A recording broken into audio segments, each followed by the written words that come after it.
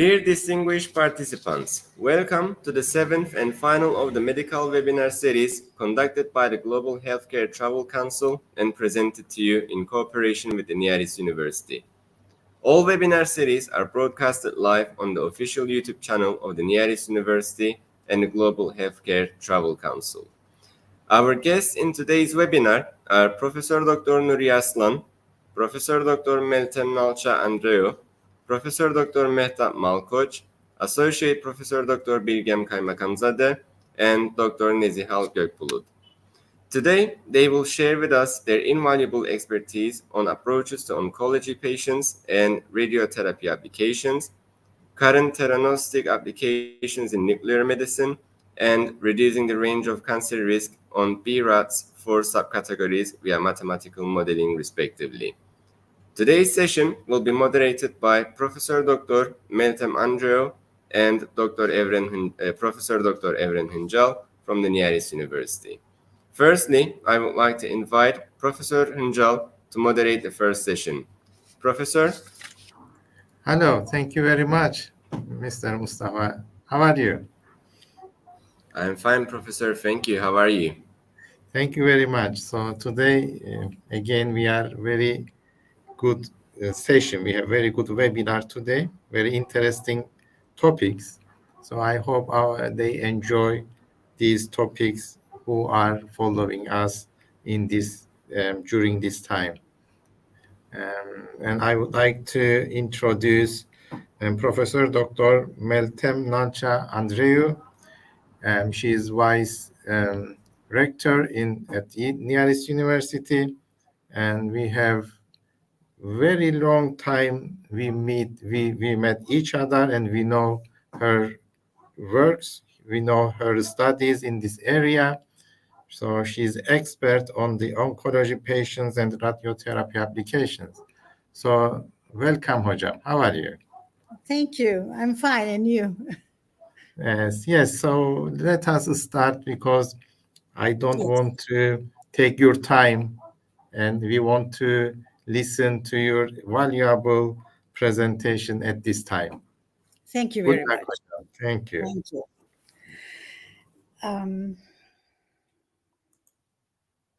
Yes. Today I would like to talk about a general approach to the oncological patients, and then my main subject is to talk about the new techniques in the radiotherapy applications. As we know, cancer is the second leading cause of death all around the world, and according to the World Health Organization, in 2022, there were an estimated 20 million new cancer cases and almost 10 million deaths because of the cancer. So this can show the importance of the subject. We know that lung, prostate, and colorectal cancers are the first three most common cancers for the men, and breast is always the first for the women. Colorectal, lung, and cervical cancers are following the breast cancer. About 1 over 5 people develop cancer in their lifetime. So this is really very serious issue, we can say. The three major cancer types for women and men are the lung, breast, and colorectal cancers. And we know that the lung cancer reemerges as the most common cancer, and it is related to the persistent tobacco use, especially in Asia and in some underdeveloped countries. This slide is showing the development of the treatments and improvements in the survivals, because you can see breast cancer for 5-year survival is almost 100%, and even for metastatic stage, 1 over 4 of the patients are living more than 5 years. So this is a very big success in the last years. Also, non-Hodgkin lymphoma and testis tumors are very sensitive to chemotherapy, and we can have, even in the metastatic stage, very good result for these cancers. But we have some cancers, as lung cancer and bladder cancer, we still could not have the success we want to have. The reason is not the problem of the treatment. The reason is the problem of the late diagnosis, because we know that lung cancer is not giving early symptoms. All these patients, they have symptoms of coughing or chronic obstructive lung diseases. So that's why I think we have to work about diagnostic issues also. The reasons for the progress in cancer treatment, the first one is, of course, related with the diagnosis. Now we are all, most of the people, they are all accessible early detection, and this is because of the development of diagnostic techniques and the scanning programs. But this can be still a problem in the underdeveloped countries. They cannot reach to facilities. And also there are lots of development in the cancer treatment. There are many developments of surgical techniques, operating room and intensive care unit conditions, and discovery and developing drugs used in systemic therapy, discovery of targeted and immunotherapies. These are the last subjects of the systemic therapy, and they are expensive but very effective. And also radiotherapy, which is my subject, because the advancement of technologies, especially in computerized systems, made too much difference, improvement in my subject. So as we know, we can make the treatment for the curative intention or palliative intention. Of course, if you want to give good service to the patients and to make them live long, the curative treatment is very important. But the main approach nowadays is the cancer treatment is a multidisciplinary treatment. We mustn't forget this approach, because they are all, these branches are all working together, and combined treatments are more effective. And we have less late side effects with the combined treatments. Sometimes the early side effects can be more, but late side effects are more important for us because they are more serious. And also we have the chance to preserve the organs and the functions by using chemotherapy or radiotherapy or both before the surgery. And all the surgeries, not all maybe, but most of them are smaller in our days, and so that we can preserve the functions. And this is a very important subject. So when we combine surgery and radiotherapy, of course, we have a question mark because they are both local treatments. So why we combine them? We know that surgery is very effective for the resection of the tumor, but sometimes there may be some microscopic tumors around the main gross tumor.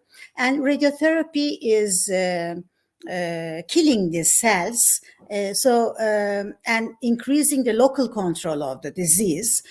So it's always better to combine for many cancers, surgery and radiotherapy. And also radiotherapy alone may not be so effective for the hypoxic necrotic tumors. That's why surgery is taking the main mass with the necrosis and hypoxia, and radiotherapy is killing the tumor cells around the mass. They are very effective altogether. And why we combine chemotherapy and radiotherapy? As we know, chemotherapy is a systemic treatment, and it can prevent the systemic disease while we are making the local radiotherapy. And also, if we use them concomitantly, the chemotherapeutic agents have radiosensitivity effect for radiotherapy. So it is also very important for us to use them together. So I mainly want to talk about improved, developed radiotherapy techniques. Shortly, we have two kinds of radiotherapy. One is external beam radiotherapy, and the other one is internal, which we call brachytherapy. And shortly, we are using at the moment all around the world the linear accelerators, which are developing electrons to be used alone, or the electrons are accelerated to provide X-rays with the high energies also. And all around the world, we are using different types of linear accelerators, which we call LINAC. And at the end of this speech, I would like to talk also a little about the brachytherapy, what we are doing. And the systemic radiotherapy is the subject of the other, my colleague, which will talk after my presentation. So this is something like the history of radiotherapy techniques. The radiation was used just after the X-ray was discovered at the end of 19th century. But the high energy devices were started to be used around 1950s. And until 80s, we were making the treatments with two-dimensional. And I was a resident at that time. And when I think about all these treatments, I'm really scared a little bit because everything was estimated. And after that, beginning with the 80s, the technology allowed us to use the three-dimensional conformal techniques and intensity modulated radiotherapies. And all around the world now, the developed countries are using these two techniques.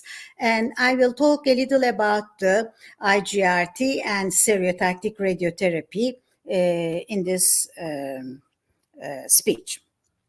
So what are our goals when we are applying radiotherapy? Of course, we have to detect the target volume better, and we need a more appropriate dose distribution.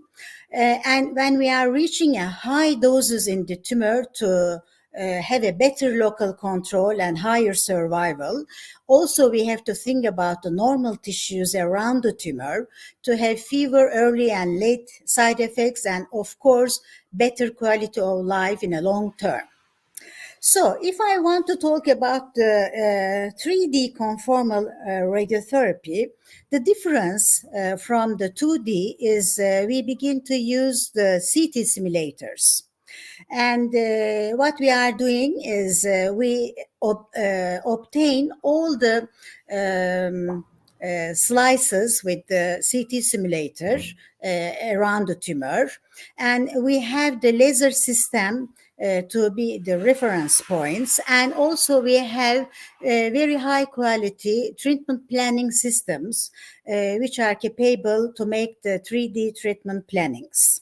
And also we need CT or MR images taken for the diagnostic purposes. And we have a PACS system to store all the information in this system. So this is what we are using at the moment with the CT simulator.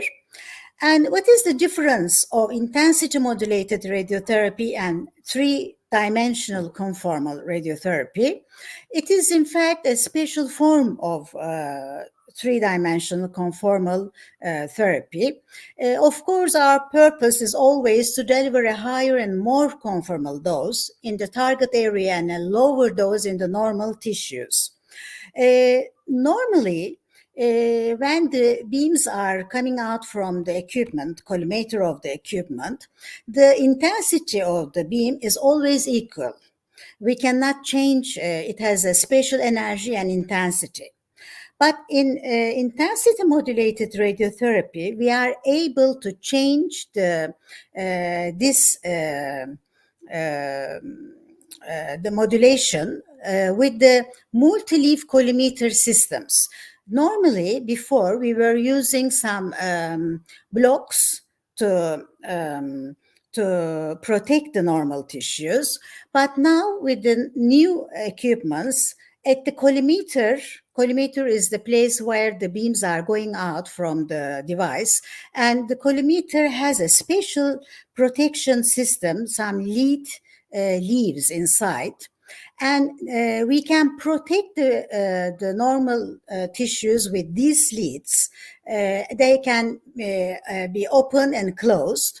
So the system is changing, the computer is changing the intensity of the beam by using these multi-leaf collimators. And for the planning, there is also a difference. We are making an inverse planning. We are giving the target first to the computerized system, and it is giving us the exactly the doses we want at the end. So it is really a sophisticated and very developed technology.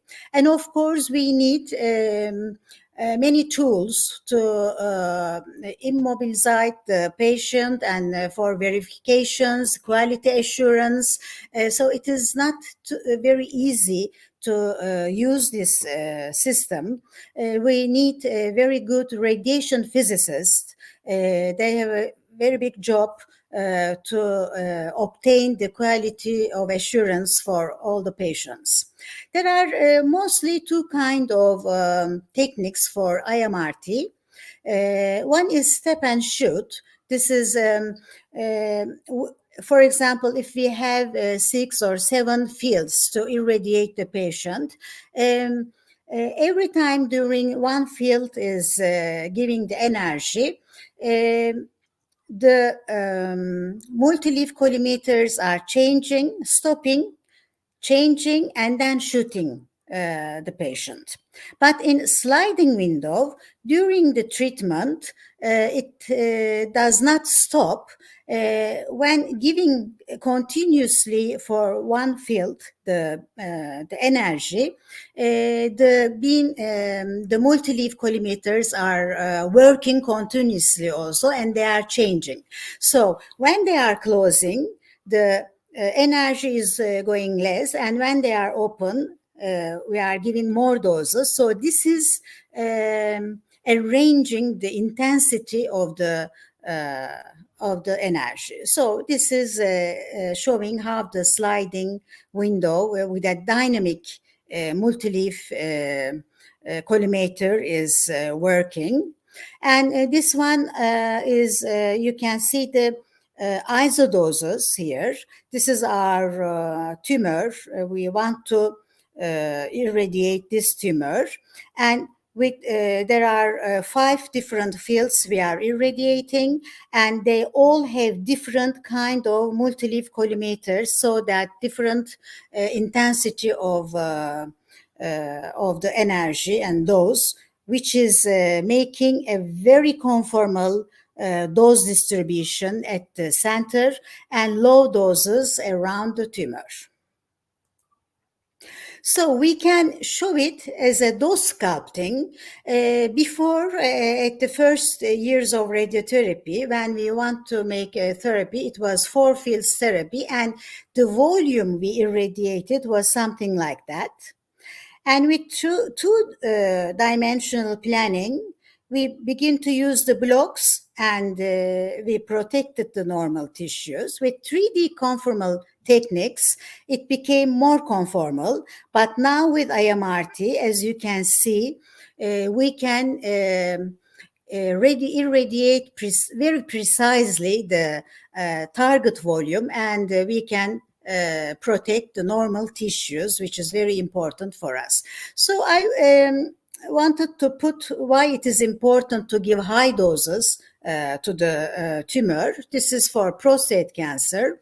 We know that the survival and the local control is related with the increased doses for prostate cancer. It is not like that for every cancer, but for prostate, it is very important. So you can see that if we give 65 gray, the local control is almost 50%, and with 81 gray, it is more than 90%. So that's why we need this kind of conformal and precise methods to increase the doses for the tumor without giving high doses to the peripheric critical organs. And this one also is for prostate cancer. This yellow color is showing the rectal bleeding incidence with the conventional radiotherapy, which we were using before. And it is almost 15% of the patients having rectal bleeding. With IMRT, you can see how we can decrease the side effects. So we are increasing the effectiveness by increasing the doses, and we are decreasing the side effects. So these are showing for IMRT treatment, how many fields and how we can make the planning. We are contouring all the organs and the target volumes. We are opening our fields, and you can see here the three-dimensional doses, isodoses with the color painting, that they are very precise in the prostate and with the seminal vesicles, and here we are irradiating the lymph nodes, pelvic lymph nodes also. And for each treatment, we have the chance to see those volume histograms and to know about which volume of the organ or the target tissue took which doses, even for the maximum and minimum and point doses. So everything is, as we can say, millimetric. There is another concept when we begin to use intensity modulated radiotherapy with a very great precision. Now, there was another problem because, as you know, our treatments are very long. Sometimes we treat the patients every day during 1 month, 1.5 months. So to give the right dose every time for each fraction to the right place may be a problem, because if because of the high gradient of the dose just at the end of the tumor target volume, if there is any change at the position of the patient or any shift because of any reason, it can cause very serious errors that the tumor can take low doses and the next critical organ can take very high doses. So to avoid that, now we are using the image-guided radiotherapy, IGRT, which means that we are using some imaging systems before each treatment, every fraction, to match the planning films with the position of the patient, the films of the patient at each treatment, and we control if everything is okay. So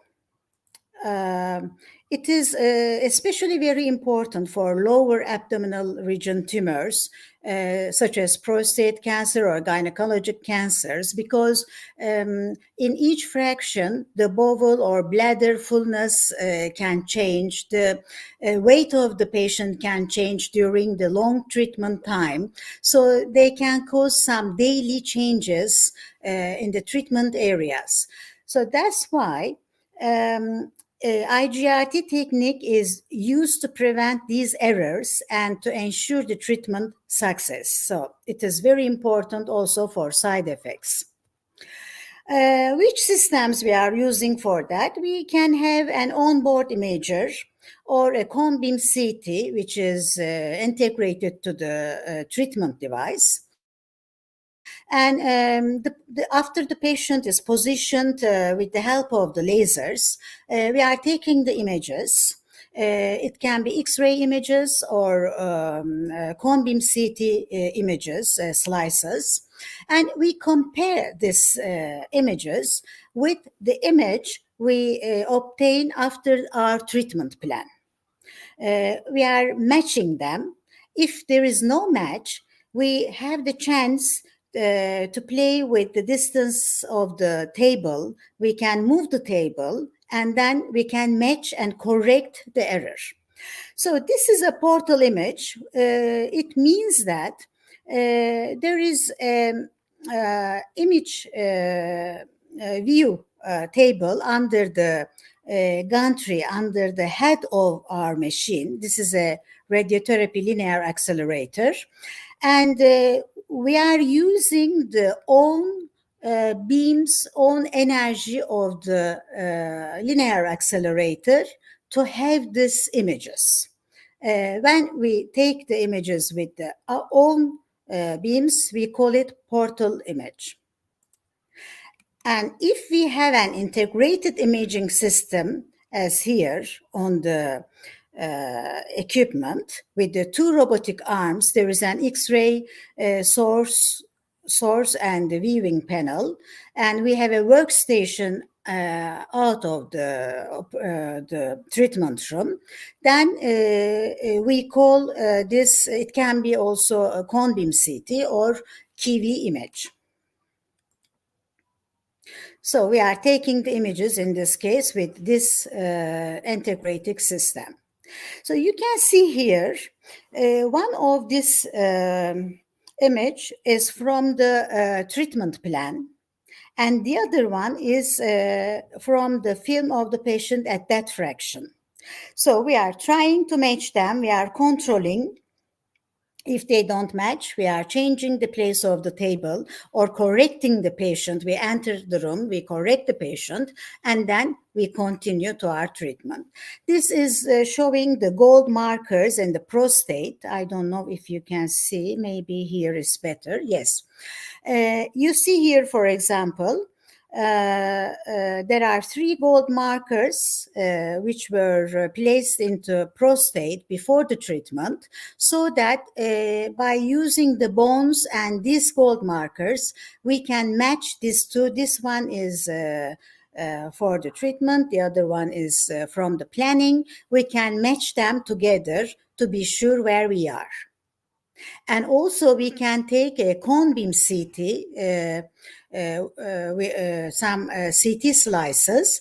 The advantage is it is showing the fullness of the organs. For example, here, as you can see, this is the planning slice. We contoured the rectum here, and during the treatment, the rectum size is not same with the planning. It is more important for the bladder, because we want bladder always full enough to push the small intestine to the up, to be out of the field.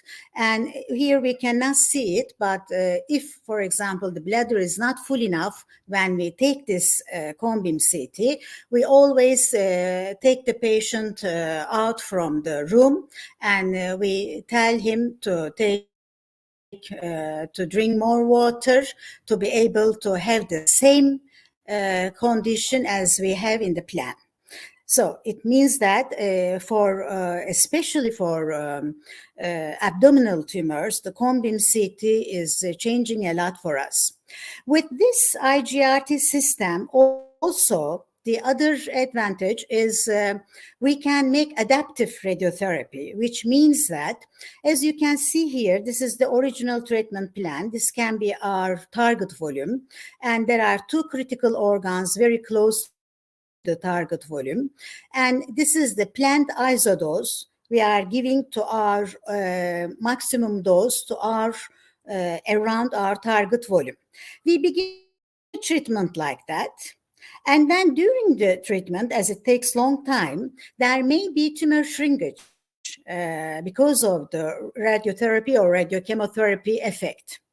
So as you can see, if we keep the plan same, as the tumor will be shrink, the normal critical organs will be more inside the high dose region. That's why we are obliged to change our plan. So because of the IGRT system, we are able to see that, and we can change. This is the new plan. So it means that it is very important for us to have accurate prediction of those delivered, quality control of the IMRT. We can correct the deviations. We can have smaller margins because we have this system, and we don't make too much errors. We don't have errors for the treatment. Another system is the volumetric modulated arc therapy. I will not tell too long because I think I'm coming to the end of my time. This system is making IMRT in a shorter time and giving less monitor unit. We have a rapid arc. This is our equipment. This is a volumetric, making volumetric arc therapy. So we are able to give the same treatment like IMRT in 2 or 3 minutes instead of 20 or 30 minutes. And it is up to 8 times faster than the normal linear accelerator. What is the advantage of this? The advantage is when there is reduction in treatment time, the patient feels comfortable, it is more tolerated, the uncertainties are less because of the patient's pain or discomfort or organ movements, and we can take more patients, daily patients, because the treatment time is less, and we can make more quality assurance because of the time. And also it is decreasing the radiation dose and secondary cancers. We have some demonstrations here. I'm passing them. The other system we use. Hocam, we have already exceed our time because we have two more presentation after this. If we can finish it. Okay, Hocam. I will just tell the names. There is a respiratory controlled radiotherapy, which we can control the respiration and give very low doses to heart and coronary arteries for the left-sided breast cancers, as you can see here. The dose is changing. And stereotactic radiotherapy, which is in fashion at the moment, which is focusing a large number of radiation beams to the small tumors. And we have the high doses at the isocenter and very low doses around, and the advantage is that we can give it at once or a few fractions with a very good normal tissue preservation. And there are some different systems of stereotactic radiotherapy. We can use gamma knife just for the brain tumors, but it is a little invasive method. We can use some modified LINAC units, which is our position. We have this modified LINAC unit at the moment. And there is a robotic system of CyberKnife. We can give the stereotactic radiotherapy. And mostly for malignant tumors, we use that for the brain metastasis, as you can see here. And also we can use for extracranial small tumors that they must be less than 4 centimeter. And internal brachytherapy is very important, very conformal treatment for us. Before it was used for many cancers, but at the moment in our department, we are using it for gynecological cancers. We place an application inside the gynecological organs, and we send some radioisotopes. So we, in our department, in nearest university hospital, we all have this methods of the treatments to have the state of art of radiotherapy. Thank you for your patience. Thank you very much for this valuable presentation. Actually, we have learned lots of new things actually. So thank you very much. I think we should leave the studio because there's another speaker after us. There is no comments, no questions. It means everything is clear for everyone, Hocam. Thank you very much again. And I thank you. You're welcome. I think we should leave for a new speaker for today's seminar. Thank you very much. You're welcome. Bye.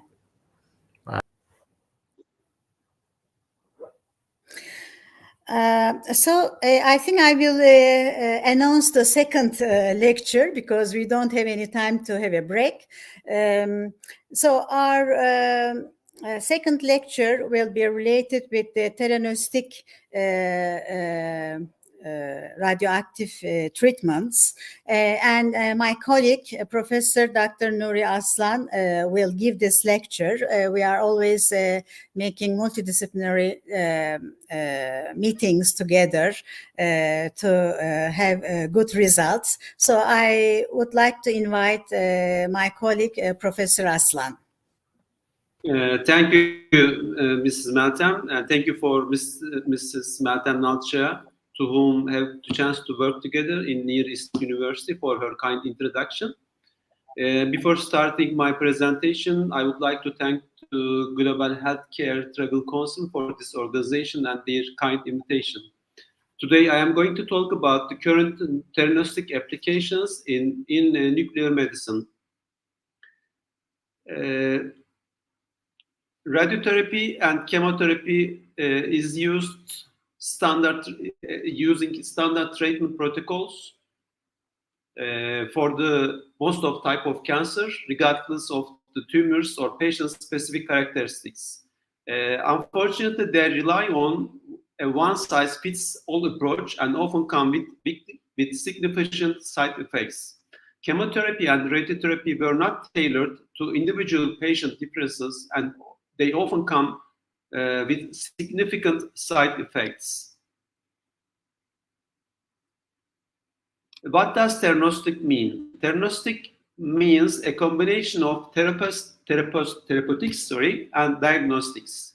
It is an innovative and transformative approach in medical treatment which bridges diagnosis and treatment.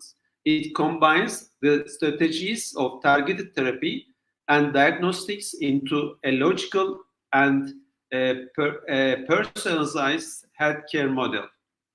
Diagnostic testing is used to guide the selection of therapies for individual patients, and among the advanced imaging techniques such as PET, positron emission tomography, SPECT, and MRI, they are advanced imaging technologies for diagnosis purposes. On the other hand, targeted therapy is aimed to ensure that patients receive the most appropriate and personalized therapy. Radioligand peptides significantly improves treatment efficacy by identifying and targeting the specific characteristics of disease. They are cost-effective by avoiding ineffective therapies and reducing the duration of treatment.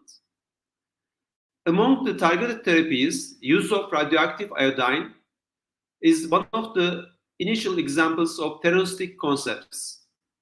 It can be used in the management of thyroid disorders as an early and remarkable example of a theranostic approach, which was first introduced in 1936.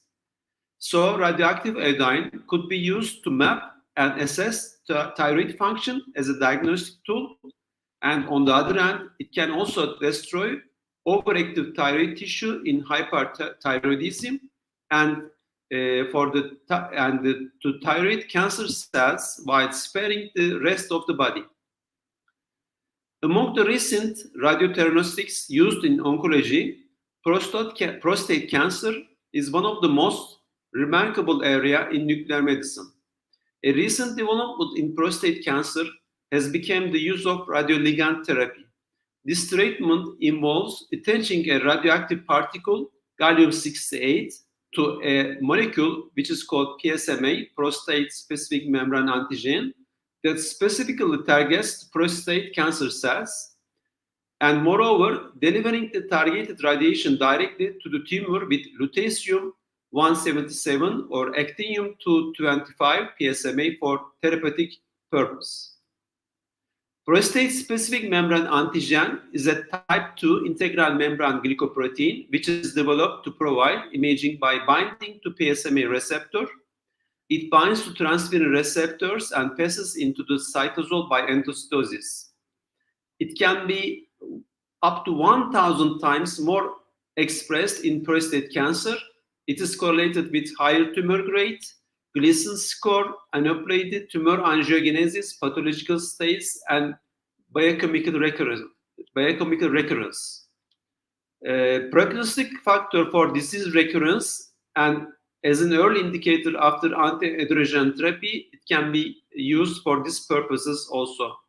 It is expressed much higher in castration-resistant, poorly differentiated, metastatic, and hormone-refractory cancers. Gallium PSMA PET-CT, or as a better imaging method, PET-MRI instead of PET-CT, can be used as an excellent tool for the detection of prostate cancer with 97% sensitivity, and it can delineate tumor borders and tumor volume more accurately. PSMA can detect metastatic small-sized lymph nodes lesser than 1 centimeter, which is accepted normal on CT because of its size, and it can show you the metastatic lymph nodes with small size on contrary to CT images. Besides that, gallium PSMA has a major impact in salvage and definitive radiation treatment. In this slides, you can see the tumor sites, which is shown by yellow dots. All the yellow dots represents the tumor sites, which is taken up by gallium-68, and the yellow area represents the classic or normal or standard radiation treatment areas. So you can see several yellow dots, which represented by PSMA uptake outside the standard radiation treatment area. So it has gallium PSMA has some benefit in 46% of all patients, with either dose escalations up to 50% of patients, or target volume differentiations with up to 40% of all patients. On the other hand, PSMA PET-CT can make a better staging with 27% of more accuracy. So if you perform gallium-68 PSMA PET-CT instead of conventional staging with bone scan and CT study, you can make a 27% more accuracy with staging. On the other hand, gallium PSMA PET-CT can be used for patients with biochemical recurrence. If the patient has PSMA elevation more than 0.2 nanogram per milliliter, you can detect the recurrence site by up to 60% sensitivity. According to the results of meta-analysis of 16 articles with more than 1,300 patients, gallium-68 PSMA results were positive in 76% of all patients with biochemical recurrence. So, as a summary, gallium-68 PSMA can change the stage of patients up to 60 to 70% of all, and it can upstage almost 40% of patients, and it can downstage up to 30% of all patients. When we look at the targeted treatment with lutetium-177 or actinium-225 PSMA, we can obtain complete resolution, complete response, or partial response if you provide with targeted therapies. And these therapies can give tumorostal doses in prostate cancer with its specific high cell uptake, long cell surface retention, and rapid excretion from other organs with high tumor to background ratio. This is one of our patients. This is an 80-year-old patient with biochemical recurrence. We performed targeted therapy with lutetium-177. This is a whole body scan after 24 hours later. And this is the pre-treatment gallium-68 PSMA study on the left on December 2017 with PSA value of 35. And after 3 months later, on March of 2018, PSA value decreased to 0.2.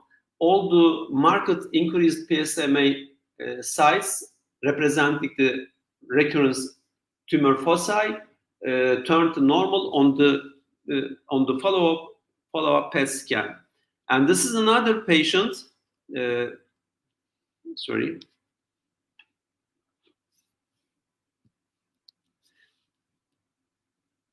So this is the gallium-68 on pre-treatment study, and this is the post-treatment scan. I'm repeating again. Sorry. His PSA value decreased from 35 to 0.2 on the follow-up gallium-68 study. And this is another patient. After 2 cycles of lutetium-177 and 3 cycles of actinium-225 PSMA, we obtained a partial response, and the PSA value of the patient decreased from 167 to 0.87. We obtained good results for this patient. Let's move forward to neuroendocrine tumors. In recent years, we have great advancements with radionuclide targeted therapy in neuroendocrine tumors. As we know, neuroendocrine tumors originate from enterochromaffin cells and have different biological behavior. Low and intermediate grade, well-differentiated neuroendocrine tumors have high expression of somatostatin receptors. In addition to conventional scintigraphic imaging methods such as indium-111 labeled somatostatin analog Octures scan, we can perform positron emission tomography with either gallium-68 labeled somatostatin analogs or fluor-18 FDG or fluor-18 DOPA. And among these agents, of course, we prefer to perform gallium-68 somatostatin receptor imaging. Somatostatin receptors, which is a member of transmembrane receptors, it can be detected in vivo with radio-labeled somatostatin receptor analogs. There are 5 different types of analogs, and we aim to show somatostatin receptor 2 and 5 with using different molecules such as DOTA-TOC, DOTA-NOC, or DOTA-TATE, with labeling with gallium-68. If patient has grade 3 or grade 2 neuroendocrine tumor, we have to use the fluor-18 FDG. But if the patient has low grade, well-differentiated neuroendocrine tumor, we perform gallium-68 DOTA-TATE, which is recommended for G1 and G2 neuroendocrine tumors. This is a patient with neuroendocrine tumor grade 5. Patient has multiple liver metastasis, which is clearly shown on FDG PET image, but we cannot see any metastatic site with gallium-68 DOTA-TATE because tumor has no somatostatin receptors because it is very aggressive. On the other hand, we can detect a tiny small lymph node with gallium-68 dotatate if the patient has low-grade neuroendocrine tumor. According to lots of papers, gallium-68 dotatate can change patient management in 44 patients of all. After detecting the tumor foci with gallium-68, we can treat the tumors with radio-labeled targeted therapy. We can use lutetium-177 or yttrium-90, and after chelating this radionuclide, we label the radioactive material with dotatate,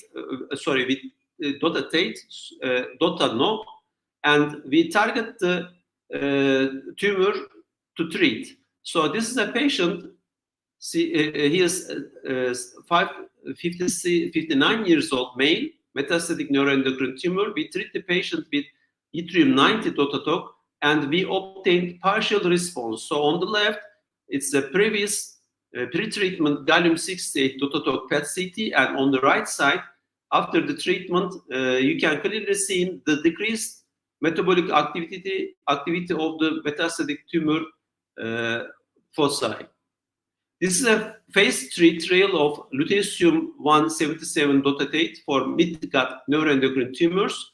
In this study, at 20 months, we obtained progression-free survival in up to 65% of patients, in comparison to only 11% of patients with standard sandostatin treatment. And overall response for these patients, 18% versus only 4% in comparison between the lutetium treatment and cold sandostatin treatments. And if you look at the overall survival, 50% of all patients unfortunately died after 27.4 months starting the treatment, but we cannot reach the final end point with the lutetium treatment, with lutetium targeted therapies.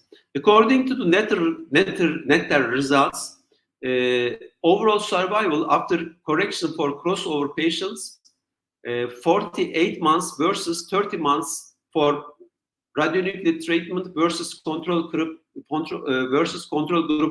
was obtained with lutetium treatment. And besides that, effect on life quality is superior with lutetium treatment. So we absolutely advise to give lutetium-177 or yttrium-90 labeled somatostatin receptor treatment for these patients in combining with sandostatin treatments. So another area PAPI targeted imaging and radionuclide therapy. Cancer-associated fibroblasts are one of the main elements of the non-neoplastic part of the tumor microenvironment, and they arise upon activation of fibroblasts. And fibroblast activation protein, it's a type 2 transmembrane cell surface protein, and it is used as a target for diagnosis and therapy of numerous malignant tumors. Increased FAP expression in the tumor stroma of malignancies such as breast, colon, and pancreatic cancer has been already published, and FAP expression is increased with invasion and metastasis and proliferation of these tumors. FAPI is a conjugate of FAP binding peptide coupled to radionuclide chelator DOTA for imaging and potential therapeutic applications, and relatively specific FAP expression of cancer-associated fibroblasts compared to normal tissues enables targeted radiopharmaceutical applications with FAPI. So in this method, we can use gallium-68 labeled FAPI to image these tumors. This is the image of the year of 2019 in Society of Annual Meeting in USA. You can see several types of tumors which can be imaged with FAPI PET, breast cancer, colorectal cancer, pancreatic cancer, etc. These are not fluor-18 FDG PET-CT images. These are FAPI PET images. And according to meta-analysis, FAPI PET-CT has a sensitivity of almost 100% for primary tumor and 93% sensitivity for distant metastasis. And it has some superiority over FDG for the primary detection of pancreatic cancer, gastric signet ring cell tumors, cancers of unknown primary, mucinous tumors, breast cancer, nasopharyngeal tumors, cholangiocellular cancer, GI stromal tumors, head and neck cancer. So in these tumors, it is superior to FDG. And it is also superior to metastasis detection, especially for peritoneal carcinomatosis. This is a FAPI PET-CT. This is the result of FAPI PET-CT in comparison to FDG PET study. 73% versus 100% for the primary detection of tumors with FAPI, and FAPI upstage 6 patients and changed 2 patients clinical management. This is some examples. This is FAPI PET-CT in gastric cancer, which cannot be seen on FDG, but it can be clearly seen on FAPI PET-CT. This is the lobular breast cancer. Lobular breast cancer do not take up FDG, but you can show the tumor site with FAPI. And this is the metastatic bone disease in lung cancer, which is almost normal on FDG PET study, but you can see the tumor sites with FAPI PET-CT. And this is the liver metastasis. You can see the liver tumors on the upper row with FAPI PET-CT, but it is normal on the bottom row with FDG study. And this is the peritoneal carcinomatosis. FAPI showed higher sensitivity for the detection of peritoneal carcinomatosis, and tumor size show much more metabolic activity with FAPI PET-CT. So it has better sensitivity in comparison to FDG study, such as 97% versus 72% sensitivity. There are lots of patients performed targeted therapy with FAPI. 66 patients have been treated with lutetium-177 FAPI so far until February 2022. And this is one of the patients treated with lutetium-177 FAPI. This is a squamous cell lung cancer. On the left, you can see the pre-treatment gallium-68 FAPI PET-CT. And on the right, after the treatment, all the tumor sites fade away, and there is almost, you can say a partial, but I can say a complete response. It's a good result of FAPI PET study. So these studies are still going on. In most of the studies, unfortunately, we can obtain a stable disease or partial response with FAPI targeted therapy because of the residence time of the FAPI molecule. And there is an ongoing FAP targeted molecular therapy started with 2022. They are still recruiting the patients to get a better and more objective result. So, end of my presentations, I would like to say a few words about the lutetium-177 ADTMP therapy for bone pain palliation. We know that severe bone pain is a major health problem in patients with bone metastasis. We perform lutetium-177 ADTMP therapy in patients with severe pain despite analgesics or increasing use of analgesics, who is not candidate for radiation treatment, and who has osteoblastic or mixed type bone metastasis. Patient has to have a life expectancy more than 3 months. We perform bone scan, and after that we perform, if we see the osteoblastic bone metastasis, we perform lutetium-177 EDTM therapy, and we can get a pain-free situation after 1 week or 2 weeks later. And it, according to the results, median pain-free life is almost 2 months or 3 months with prostate cancer and breast cancer patients. And overall response over than 84%, and complete palliative pain response can be obtained in 32% of patients, and we can get a decreased visual analgesic score in all patient population. This is one of our patients.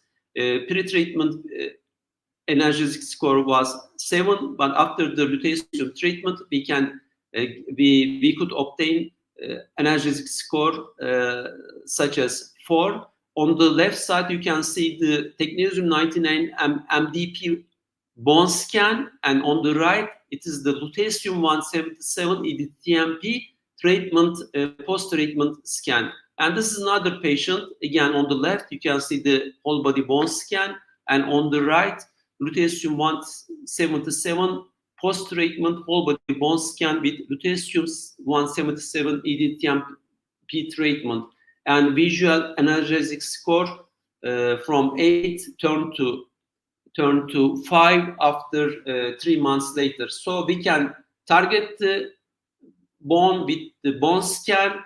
We can target the bone metastasis with bone scan. Then afterwards, we perform lutetium-177 EDTMP treatment. So as a last, this is a potential future application with theranostics with radio-labeled peptides. It's a conceptual illustration depicting the interaction between the lutetium-177 Herceptin and a cancer cell. The image shows a cancer cell with Herceptin receptors on its surface and the lutetium-177 Herceptin molecule. The principle of these theranostics hold promise for various fields beyond oncology, expanding its potential impact on healthcare. So, as a conclusion, radionuclide targeted therapies have shown remarkable success in improving treatment outcomes. And these advancements have been particularly noteworthy in patients with difficult cancers to treat. So I am grateful for your interest and for your patience. Thank you very much.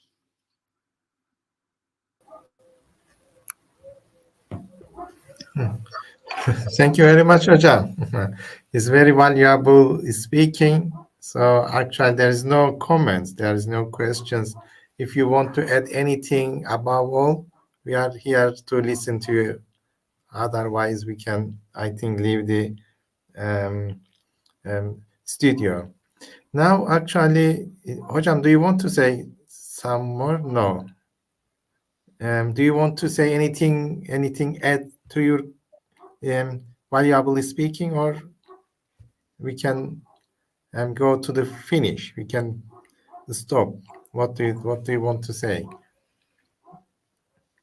Do you want to add anything, or is enough? What do you think, Hocam? Because there is no comment. Are you asking for me? Sorry, I apologize. Yes, Hocam. No, now we are almost at the end of our session. So okay, there is no comment. So if you want to add anything above all, we are ready to listen to you. Thank you. Sorry, I couldn't follow up the time.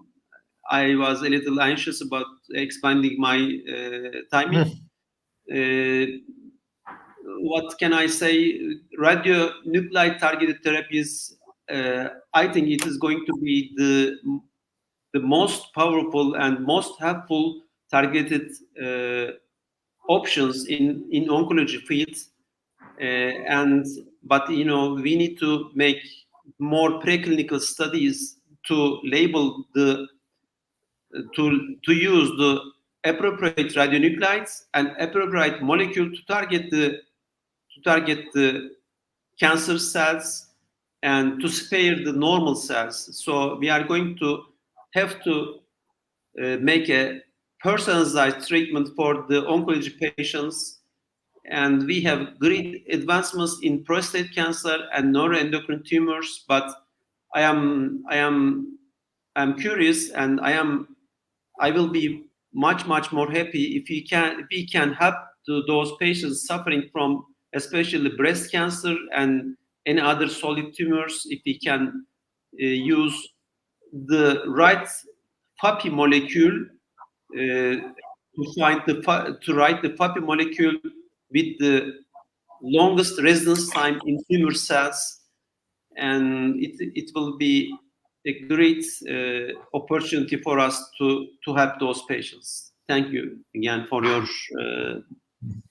help to say these words. Thank you very much, Hocam. Very valuable too, actually, from MELTEM Hocam, from NURI Hocam. We listen very valuable speaking about the treatment of the cancer.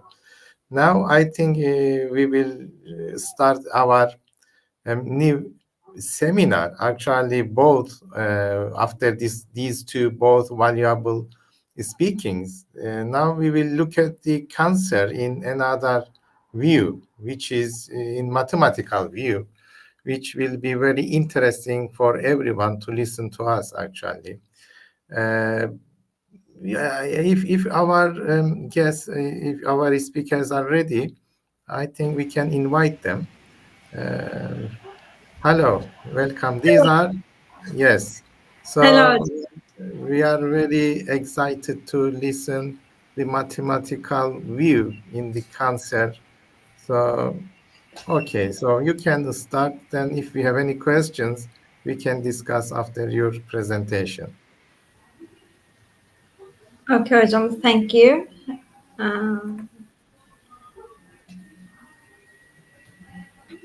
Yes.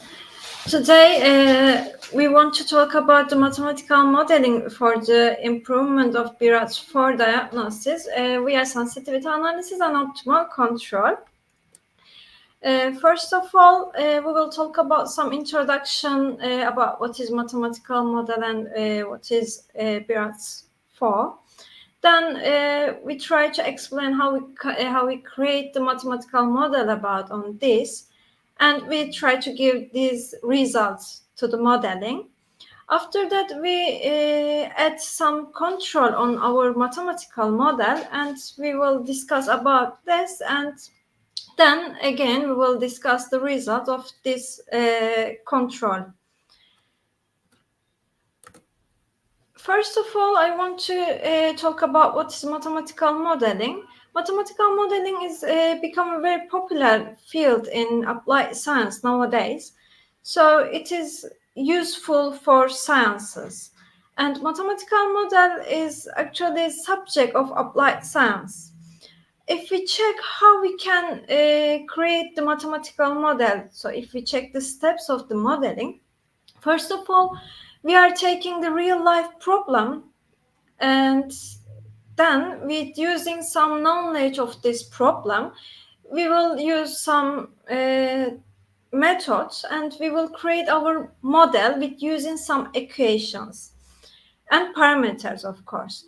And after that, to say that this model is work well, we should give some analysis and some theorems. We use some theorems in mathematics, and we are saying that this model can be used for this problem.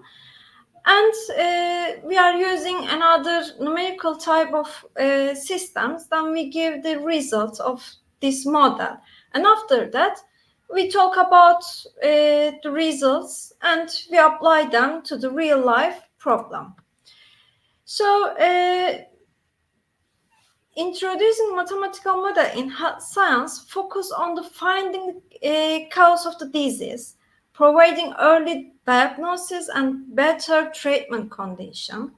It's predicting the future of the disease, and most importantly, it's preventing the disease caused by the death. And as a matter of this fact, the main target of the mathematical models in health sciences is predicting the disease cause death and taking the spread of disease under control. And if we check the breast cancer, the breast cancer is the second leading cause of the death in women, and it occurs when cells in a breast starts to grow and develop out of control in human body. And the risk factor of breast cancer can be listed as a gender, age, tobacco use, high alcohol consumption, obesity, and irregular menstruation. Due to the inadequacy of uniformity and standardization while reporting MRI, mammography, and ultrasound screening results, a solution became a need for consistent recommendations and interpretations. In this regard, American College of Radiology created a categorization system known as a BI-RADS. And the purpose of this system is to reduce the diversity, the terminology written in MRI and mammography and ultrasound reports. And BI-RADS system has 7 categories, as we can see here, from 0 to the 6. And for the 0 category, we can say that, okay, we don't have a cancer. But here, as we can see, is more complex category is the BI-RADS 4 category, that it has 3 more subcategories. And BI-RADS 4 subcategories includes for low suspicions for malignancy between the percentage 2 to the 10, and BI-RADS 4B subcategories is moderate suspicion for malignancy between the percentage 10 to the 50, and the last one is a high suspicion for malignancy between 50 to the 95. And as I mentioned before, the BI-RADS 4 diagnosis patients has a wide range of probability of being cancer between 2 to the 95%. On that result, the BI-RADS 4 subcategories are analyzed for narrowing this percentage for the patients with BI-RADS 4 diagnosis with using mathematical model. And if we check the constructed of the model, unfortunately I couldn't see it. I'm not sure what happens.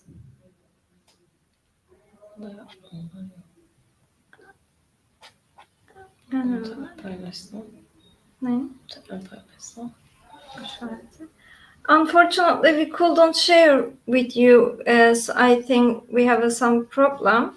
But we have here a system as a system that includes a susceptible individual that are diagnosis of BI-RADS 4, individual that are diagnosed as a BI-RADS 4B and 4C. So we divided the population in a 4 category. Unfortunately, I couldn't see you our model that is our topic. We are sorry about this. But we use this system and we divide our system in 4 cases, and we use some parameters which is the effects of the BI-RADS cancer. For example, we use age, blood, nipple discharge, lactation rate, and late menopause, family histories, and smoking rates, or something like that. This kind of parameters we used for creating this model. And as I said to you, we create a 4-type system. And then to say that our model is studying well, we should do some mathematical proof. Then one of them is the equilibrium points. And when we study about the equilibrium points, we find some 3 equilibrium points, and one of them is a diagnosis-free equilibrium points, which means that there is not any diagnosis in the population. And we have the endemic equilibrium points, which means that there exist individuals with the diagnosis or infections in our study. And let us check the basic reproduction ratio. In epidemiology, the basic reproduction ratio number of a disease is the expected number of cases directly generated by one case in a population where all individuals are susceptible to the disease.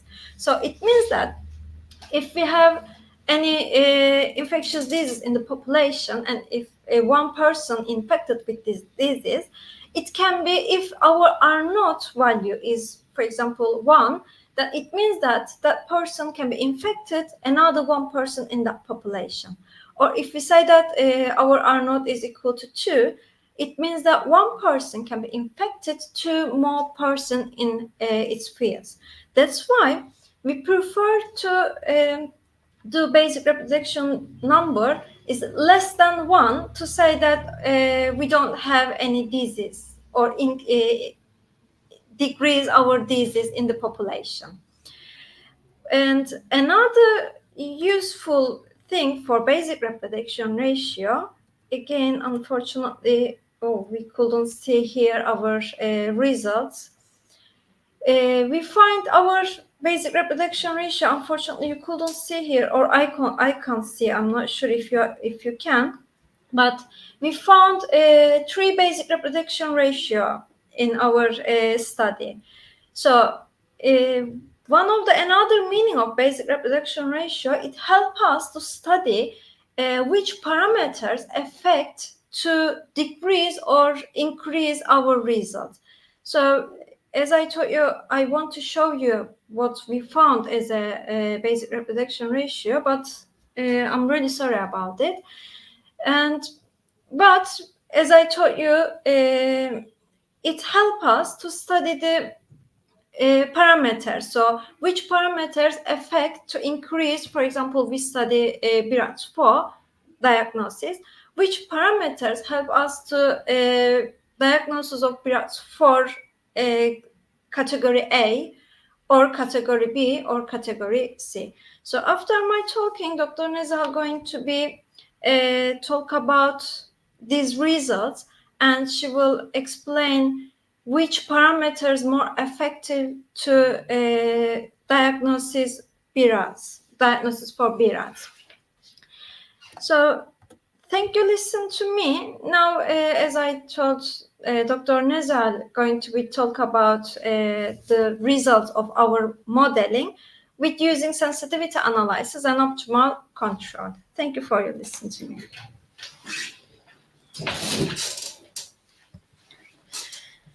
Yes, thank you, Hocam, for explaining our model.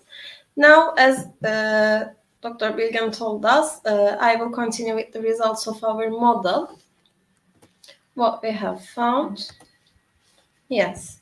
So according to our results, when we applied sensitivity analysis to our parameters, for BI-RADS 4A and BI-RADS 4B, we have obtained similar results actually for the parameters.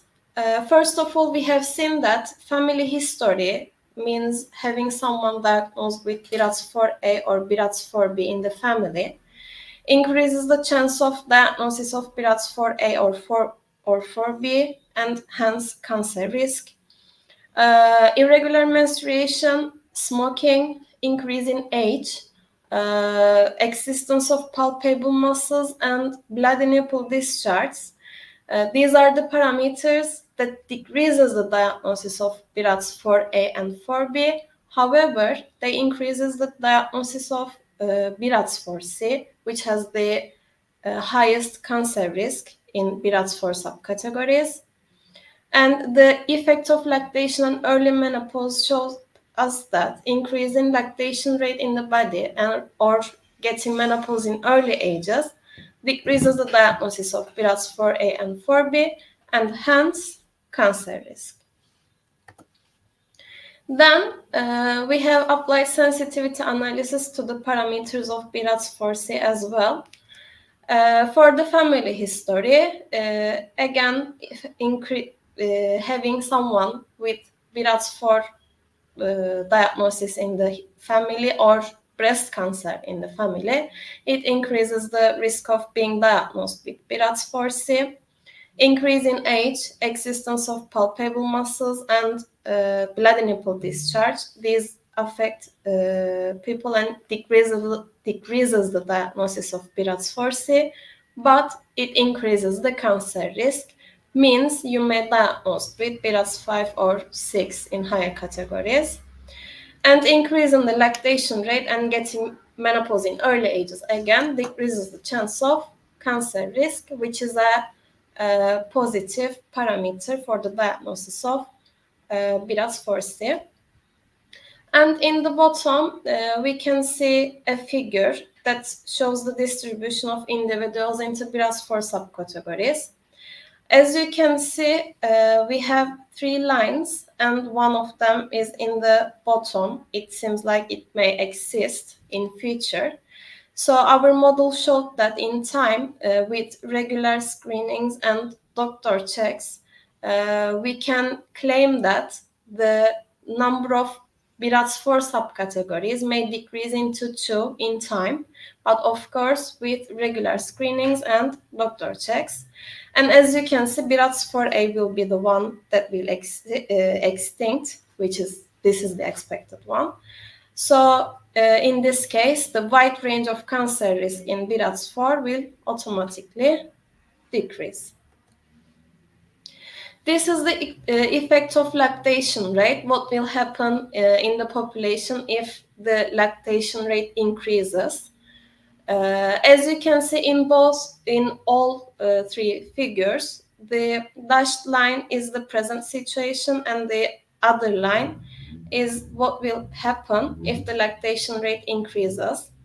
In the left side, we can see the effect of lactation rate on BI-RADS 4A. In between, the figure in the between shows the effect of lactation rate in BI-RADS 4B. And the right-hand side, we can see the effect of lactation rate in BI-RADS 4C diagnosis. In all cases, we are expected the diagnosis of BI-RADS 4 will be decreased in time if lactation rate increases.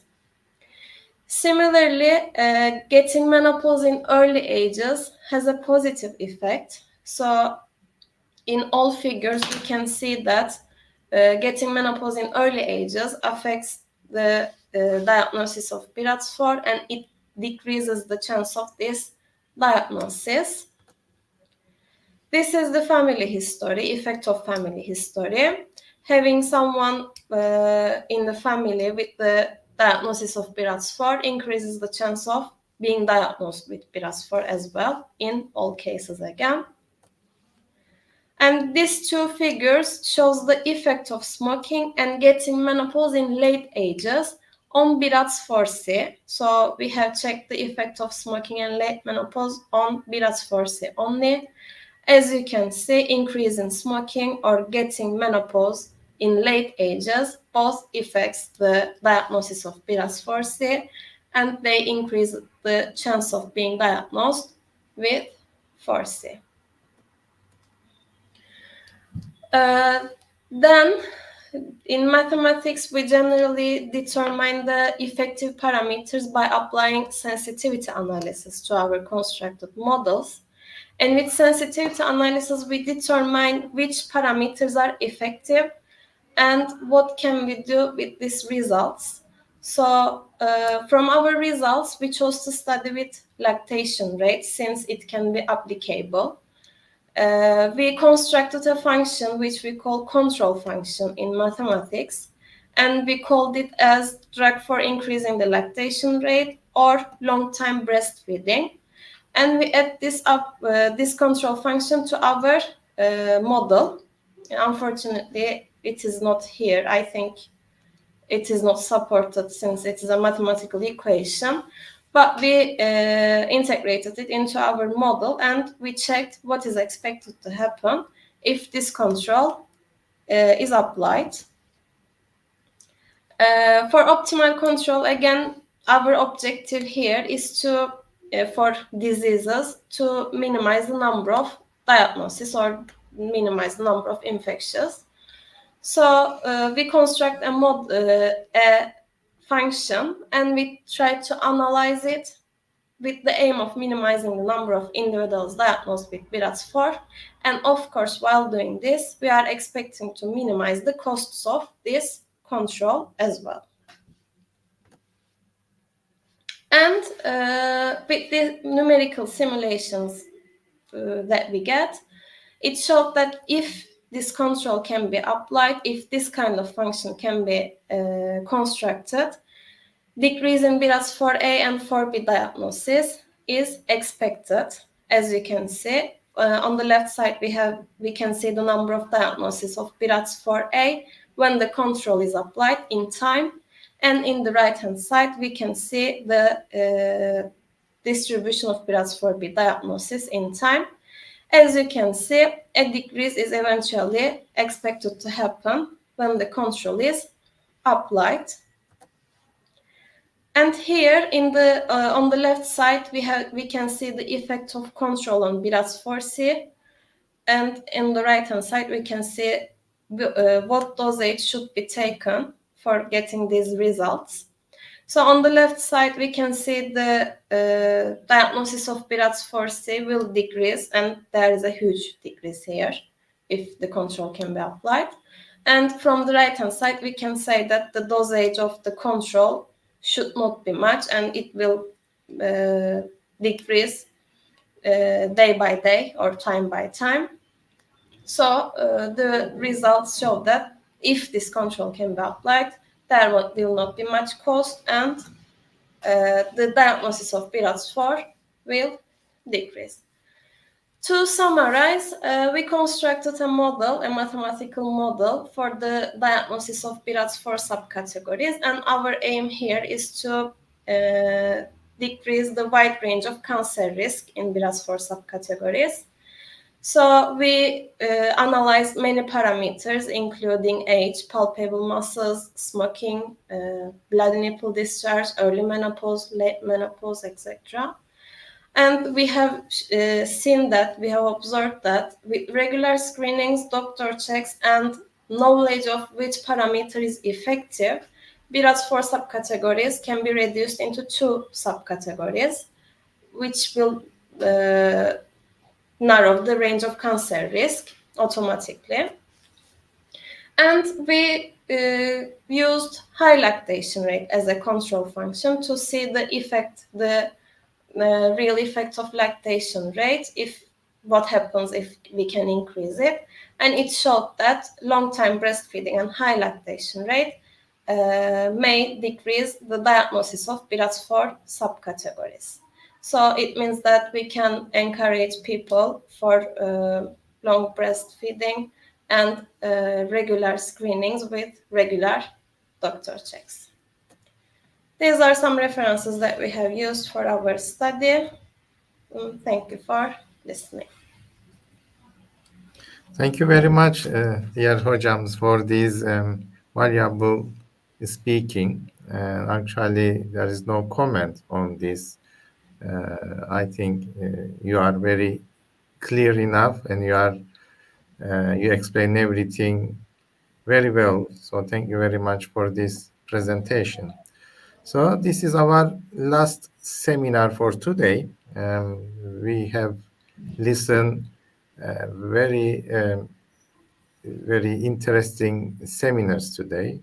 So thank you for all. So those who want to study more on these topics, those who are interested in these topics, they can contact to nearest university hospital, nearest university Department of Mathematics, and then we can go further studies in the future. So lastly, I would like to express our deepest gratitude for our moderators and distinguished speakers for their valuable contributions in today's webinar. Today we have presented to you the last of the medical webinar series, and our upcoming event will be the 6th Global Healthcare Travel Forum and Congress 2024. The event will take place in North Cyprus between 18th and 20th of April 2024.